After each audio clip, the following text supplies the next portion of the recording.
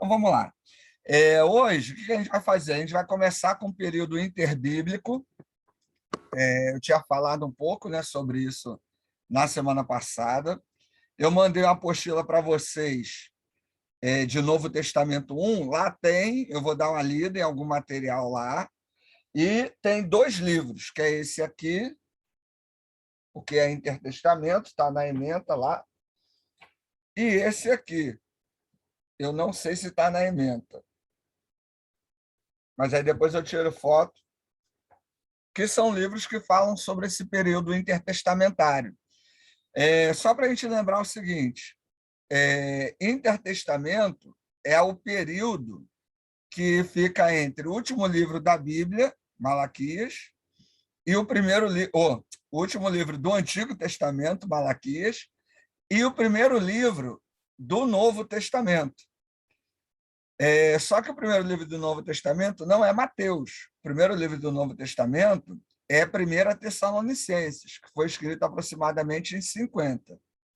Então, se eu for pensar nos eventos históricos, eu tenho aproximadamente um século de distância entre esses dois momentos, e não 4 séculos, como o pessoal geralmente costuma dizer, que seriam aquelas 4 páginas brancas, né, que tem nas Bíblias mais antigas. Então, Israel, nesse período, né, Israel está sob o cativeiro babilônico, né, mais uma vez lá sob o cativeiro. Aí ele sai do cativeiro babilônico, tem um breve período de independência. Nesse breve período de independência, é dominado pelos persas, aí depois é dominado pelos gregos e depois é dominado pelos romanos. O período intertestamentário seria esse período aí, né? Um breve período de libertação e depois esse domínio persa e o domínio grego e o romano. O domínio romano ele é acompanhado pela cultura grega, que é o que se chama de helenização. Esse período de helenização é quando a Roma, né, se encanta pela cultura grega e absorve, né, inclusive a religião grega. Só que aí, se você vê a mitologia grega e a mitologia romana, são diferentes, né, o nome dos deuses, né, e tal, mas é mais ou menos a mesma linha. E a língua, né, permanece, a língua grega, tanto que o Novo Testamento ele é escrito todo em grego, e não em latim, igual a gente falou na semana passada. Então, a gente, nesse período, vai estar estudando essa fase aí, né, de dominação. A gente percebe que Israel ele teve pouco tempo liberto, né? Israel era um povo pequeno, nunca foi um povo grande, apesar do Antigo Testamento relatar números enormes, né? É muito difícil você provar historicamente que Israel foi aquela multidão toda, porque você não tem indícios arqueológicos sobre isso. Então, era um povo pequeno numa região muito disputada, que é chamada de Crescente Fértil. Deixa eu ver se eu consigo botar uma tela em branco aqui. Estão vendo aí a tela em branco?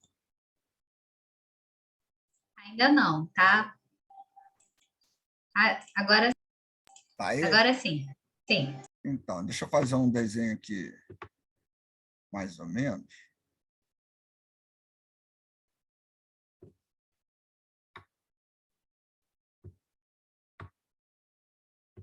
Só para poder ter uma ideia de como aquela terra de Israel ela era cobiçada, né? Aqui é o Mar Mediterrâneo, habilidade total aqui. Vou botar abreviado para facilitar. E essa região aqui a gente tem o Rio Jordão, por aqui.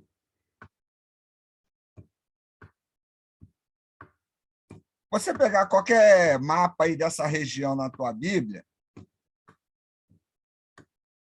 dá para ver. Então, aqui o Rio Jordão. Aqui embaixo é o Egito.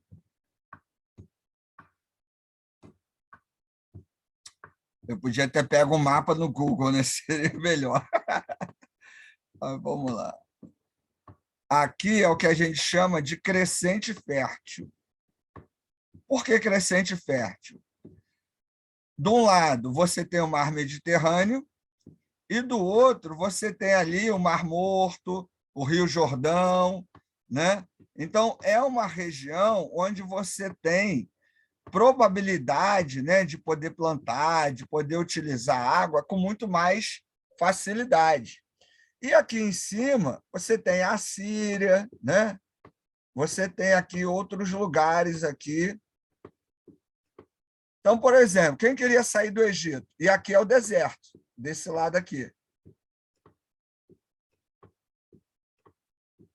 Estou escrevendo assim de qualquer maneira, mas só para ter uma ideia.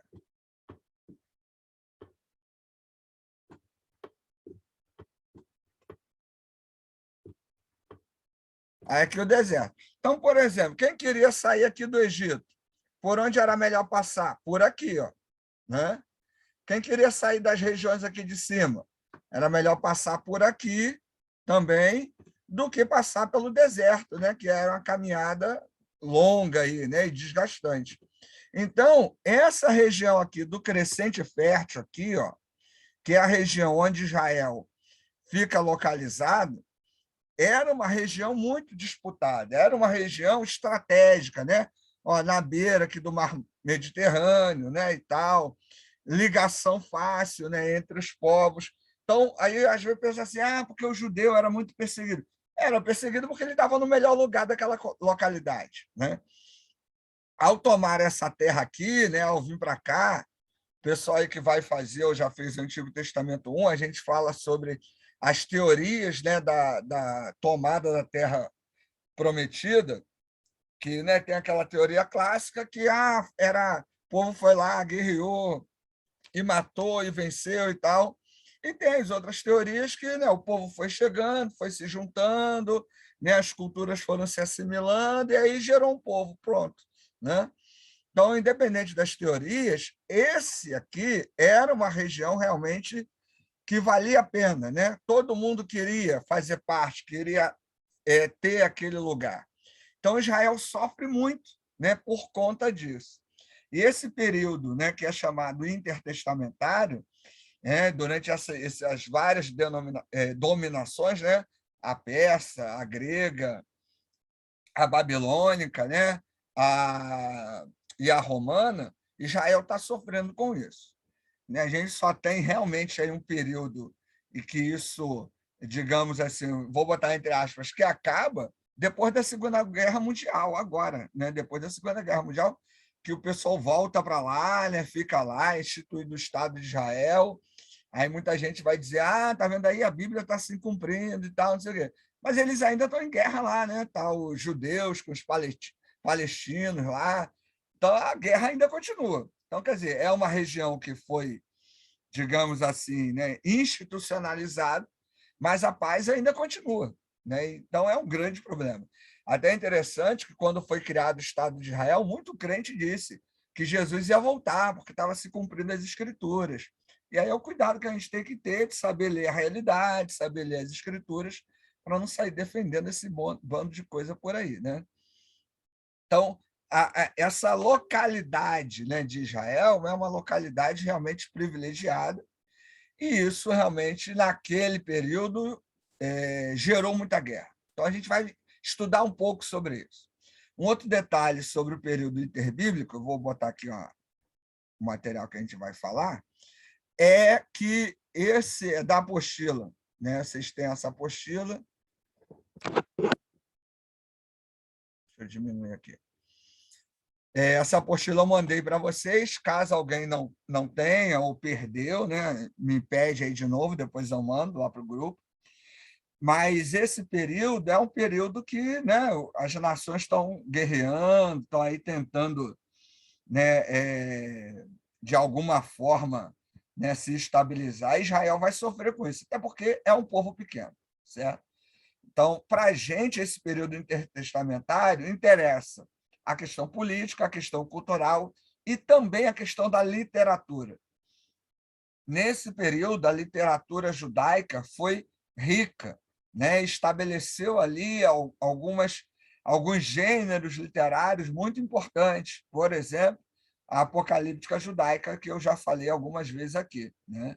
Então, é interessante a gente estar atento a esse período. Então, vou lá, eu vou lendo aqui, a gente vai comentando. O último livro do Antigo Testamento, a Sabedoria, foi escrito cerca de 50 anos antes de Cristo. O primeiro livro do Novo Testamento, 1 Tessalonicenses, é redigido em 51 depois de Cristo. Portanto, temos 100 anos dos quais praticamente nada possuímos na Bíblia. E precisamente esse período é que constitui o ambiente de vida de Jesus.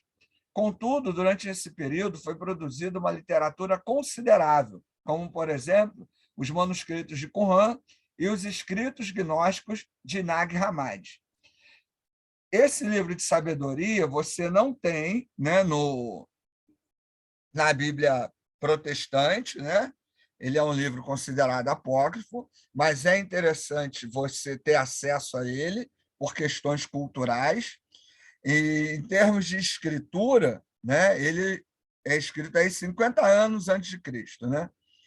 E até 50 depois de Cristo, eu tenho o primeiro livro a ser escrito. Então, um período de 100 anos. Então, aquela ideia de que o período intertestamentário durou 400 anos e Deus se calou é uma ideia mais conservadora, né, mais tradicional.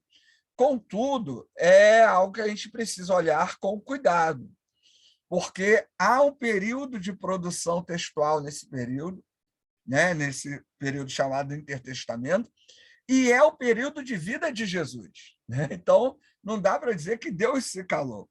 O livro de Daniel é produzido nesse período, né, que é considerado canônico. Então, não dá para dizer, não houve nada. Aconteceu muita coisa. E esses manuscritos de Qumran e os gnósticos de Nag Hammadi são livros que nos ajudam a entender o contexto bíblico e até a ratificar textos bíblicos. Os manuscritos de Qumran, eles, né, são textos antigos e que ajudam a confirmar, a ratificar muitos textos que nós temos nas nossas Bíblias. E os de Nag Hammadi, né, são textos de um considerado, né, de uma perspectiva gnóstica. O gnosticismo, para quem, só para lembrar aí, né, era um conceito, era uma espécie de conceito teológico que entendia que, através de certos conhecimentos, nós poderíamos obter a salvação. Os gnósticos acreditavam, por exemplo, que eu podia fazer qualquer coisa, que o que importava era que o espírito estivesse elevado. O gnosticismo, no contexto bíblico, ele surge no 2º século, ou seja, depois do período de produção do próprio Novo Testamento, mas a gente tem algumas, digamos assim, um pré-gnosticismo, né? Um proto-gnosticismo surgindo no período ali próximo ao final do 1º século. Alguns defendem que as cartas de João e o Evangelho de João, né, eles travam um combate com esses conceitos gnósticos, tentando provar que Jesus Cristo ele também esteve entre nós em carne, porque algumas seitas gnósticas, algumas seitas cristãs gnósticas, defendiam que Jesus veio apenas em espírito. Então, muitos dos cultos gnósticos eram cultos onde aconteciam relações sexuais. O termo orgia, em grego, significava culto, mas muitos desses cultos haviam relações sexuais. Então, o termo orgia foi atribuído apenas agora, né? A gente, quando ouve orgia, a gente pensa apenas em questões sexuais por causa disso. Mas muitos cultos gnósticos, né, aconteciam isso. Então, isso foi sendo combatido, né, pelo cristianismo, que acabou vencendo, né, pelas seitas cristãs que foram maioria, foi deixado de lado, mas ainda assim os documentos de Nag Hammadi são importantes para entendermos questões culturais, né, questões teológicas, né, combates teológicos, ideias teológicas, né, que essa ideia de que Jesus é carne a Trindade, não era a ideia de todo mundo nesse início, né? A ideia de pecado, né? A ideia do que é certo e errado, dependia muito dos grupos, né? Isso foi se fechando com a canonização dos textos do Novo Testamento. Então, é um período, né, pelo que, né, a gente está vendo aí, realmente riquíssimo, de grande, né, assim, é um período muito frutífero, né? Teologicamente, literariamente e politicamente, né? Porque o próprio povo judeu aí passou por alguns períodos de dominação durante o chamado período intertestamentário, né? Então, vamos lá. Exemplos dos escritos judaicos nesse período. No geral, todos esses gêneros sofreram influência da apocalíptica. Por exemplo, livros de Enoque, o livro dos Jubileus, os Salmos de Salomão, a Assunção de Moisés, os Apocalipses de Elias, de Abraão e de Sofonias. Eu vou parar aqui a transmissão só para aparecer para vocês e falar o seguinte.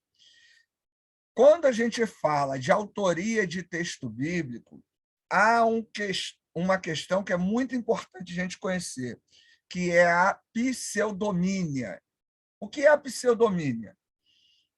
Pseudomínia era quando alguém escrevia um texto, mas dava o nome de outra pessoa àquele texto para que ele fosse validado. Por exemplo, eu, né, escrevo um texto sobre a pessoa de Jesus. Só que quem é Ricardo? Né? Ninguém conhece o Ricardo. O Ricardo é uma pessoa desconhecida. Então, para validar esse texto que eu escrevi, eu colocava o nome de alguém que fosse conhecido, né? Ou colocaria o nome hoje de alguém que fosse conhecido. Por exemplo, colocar o nome do Silas Malafaia. É só um exemplo, hein? De maneira nenhuma eu faria isso. Mas, querendo ou não, para o bem ou para o mal, é uma pessoa reconhecida e o que ele publica, ele vende, porque tem gente que compra.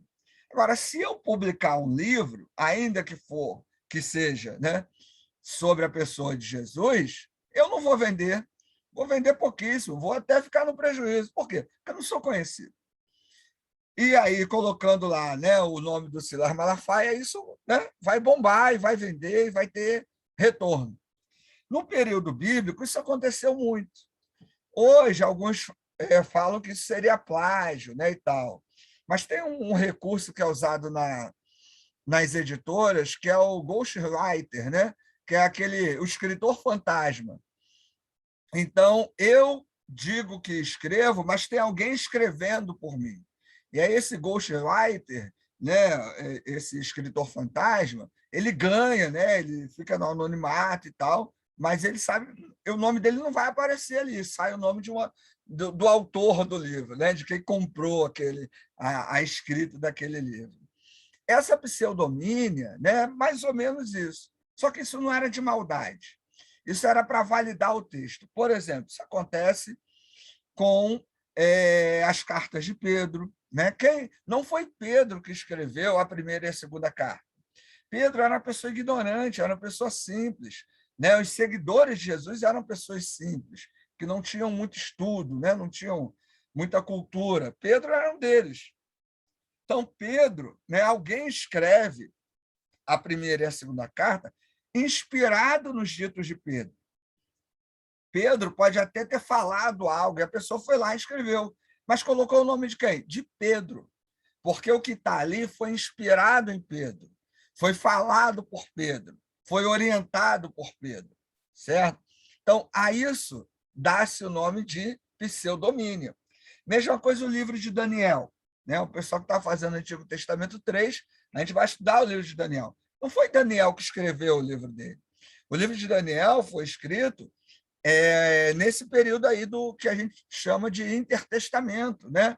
Esse período de surgimento da literatura apocalíptica, período muito posterior ao da dominação, né, de Israel ali pelo Império Babilônico. Mas o livro é escrito num período posterior por alguém que está olhando lá para trás. E por que coloca-se o nome de Daniel? Porque é uma referência. Né? Então, os escritos do Novo Testamento, a pseudomínia está muito presente. Um outro exemplo são as chamadas cartas pastorais, 1ª e 2ª Timóteo e Tito. São cartas atribuídas ao apóstolo Paulo, né? Mas a maioria dos autores defende que não foi ele que escreveu, ele inspirou, né? Ele pode ter contribuído ali, né? Mas ele não escreveu essas cartas. Mesma coisa em relação ao texto de Efésios. Paulo foi um inspirador, mas não o autor. O evangelho que é atribuído a Mateus. Mateus foi quem inspirou, mas ele provavelmente foi escrito em mais de uma mão, por um grupo de pessoas, né, que, a partir dos ensinos de Mateus, escreveram o seu evangelho. Então, a pseudomínia é muito comum. Por que eu estou falando isso? Porque a gente viu lá no texto Apocalipse de Moisés, de Pedro, de Enoque, né? Não quer dizer que Moisés escreveu, ou que Pedro, ou que Enoque escreveram, mas são textos cujos personagens principais são essas figuras de autoridade bíblica. São textos inspirados nessas personagens bíblicas. Então, a questão da pseudomínia ela tem que ser levada em conta quando nós estudamos a autoria dos textos, tanto do Antigo quanto do Novo Testamento. Um outro detalhe, ainda falando sobre a autoria. Nenhum dos evangelhos você tem o autor se apresentando. Por exemplo, o evangelho de Mateus, katá mafaion. Katá é uma preposição, significa conforme, mediante, segundo. Ou seja, é o evangelho segundo Mateus.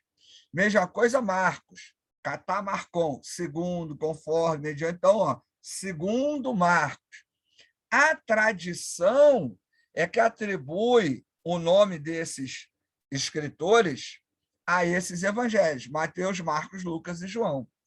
Então, em relação ao evangelho de Mateus e ao evangelho de João, existem muitas dúvidas sobre a autoria ter sido realmente deles, até pela data, né, que seria muito difícil. O evangelho de João é escrito lá perto de 90, o de Mateus entre 70 e 80, e em grego, né? Então, esses seguidores de Jesus dificilmente teriam escrito isso. Agora, o evangelho de Marcos e o de Lucas, não há dúvidas em relação à autoria, por quê? Porque Marcos e Lucas eram ninguém, não eram pessoas de representatividade no meio cristão naquele período. Então, atribuir o nome, né, de alguém a um texto que não é ninguém é realmente só se ele realmente fosse o autor. Então, não há problemas quanto a isso. Né? Fora as questões literárias, né? Questão de língua. Lucas era médico, era uma pessoa instruída, andou com Paulo. Né? Os textos de Lucas e de Atos são textos bem escritos, né? Com um grego muito bom para a época. Então, né, atribuir a Lucas tem toda uma lógica. O que não daria, por exemplo, é atribuir para Pedro, que era um brucutu, né? Era um cara que não saberia fazer o que Lucas fez, certo? Então, em relação aos próprios evangelhos, há dúvidas, né, segundo alguns autores, em relação à autoria de Mateus e de João. Dos outros, não há grandes dúvidas, tá certo? Então, só para, né, abrir um parênteses aí sobre essa questão da pseudomínia, e quando você estiver ouvindo sobre essa questão de autoria dos textos, né, você ter uma ideia, né, do que a gente está falando aí. Vamos lá, voltando. Se alguém quiser falar, tá? Só se pronunciar aí.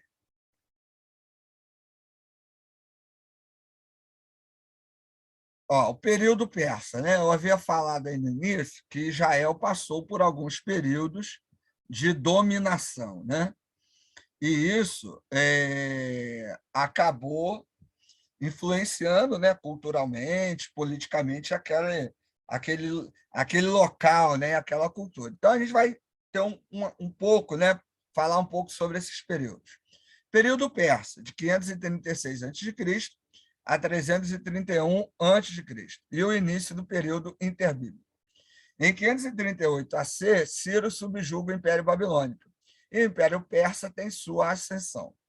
Devido à política de Ciro, que confirmou muitos judeus em suas posições de autoridade governamental e permitia que os povos deslocados voltassem para as terras de seus pais, os judeus tiveram a liberdade de retornar a Jerusalém, o que foi feito em 3 etapas.